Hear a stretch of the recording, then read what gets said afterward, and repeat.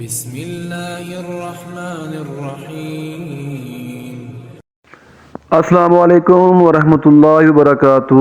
ایک مرتبہ رسول اللہ صلی اللہ علیہ وسلم مسجد میں تشریف فرما تھے اور لوگ آپ صلی اللہ علیہ وسلم کے ارد گرد بیٹھے ہوئے تھے کہ 3 آدمی وہاں آئے۔ ان میں سے 2 رسول اللہ صلی اللہ علیہ وسلم کے سامنے پہنچ گئے اور ایک واپس چلا گیا۔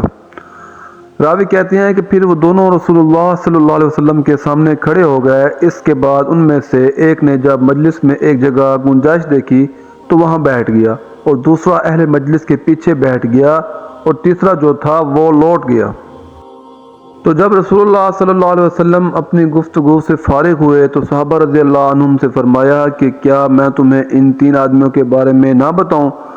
تو سنو، ان میں سے ایک نے اللہ سے پناہ چاہی، اللہ نے اسے پناہ دی، اور دوسرے کو شرم آئی تو اللہ بھی اس سے شرمایا کہ اسے بھی بخش دیا، اور تیسرے شخص نے منہ موڑا تو اللہ نے بھی اس سے منہ موڑ لیا۔